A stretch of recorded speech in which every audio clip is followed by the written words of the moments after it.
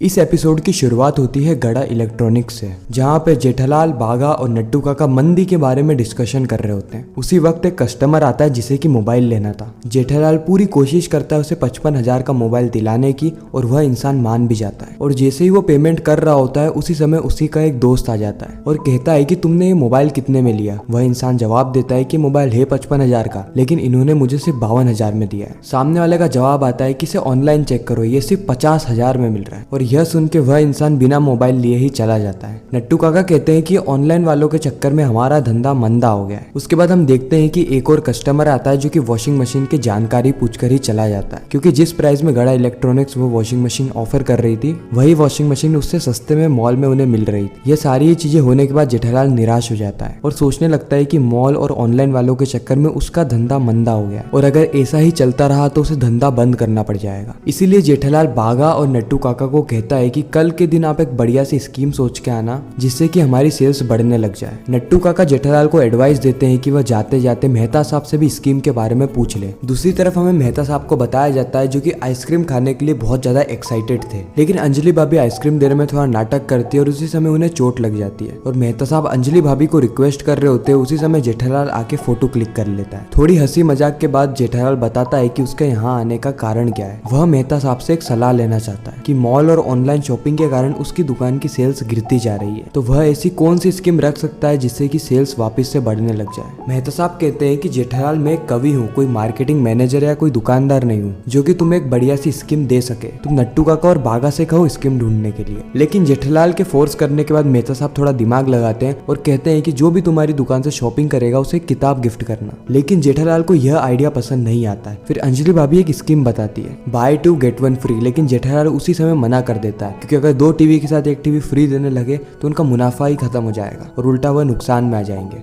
मेहता साहब जेठालाल को कहते हैं कि इसे तुरंत आइडिया नहीं आएगा, तो मुझे थोड़ा टाइम दो जब तक मैं एक अच्छी सी स्कीम सोचता हूँ। अगले दिन की शुरुआत होती है जेठालाल से जो कि सूरज दादा को जल चढ़ा रहा होता है। लेकिन अब वो ये बात नोटिस करता है कि बहुत समय से जब वो रोज जल चढ़ा रहा है लेकिन उसे बबीता जी नहीं दिख रही है। पहले तो हर दिन दिख जाया करती थी। उसके बाद जेठालाल ये स्कीम और मंदी की बातें बापूजी को बताता है और इसी के साथ यह एपिसोड खत्म हो जाता है। आने वाली स्टोरी जेठालाल की दुकान की स्कीम से रिलेटेड ही रहने वाली है। बाकी आपके हिसाब से क्या होना चाहिए कमेंट सेक्शन में जरूर बताना। वीडियो अच्छी लगी हो तो वीडियो को लाइक कर देना, चैनल को सब्सक्राइब करके ज्यादा से ज्यादा लोगों को ये वीडियो शेयर करना ताकि हमारी फिर से मुलाकात हो।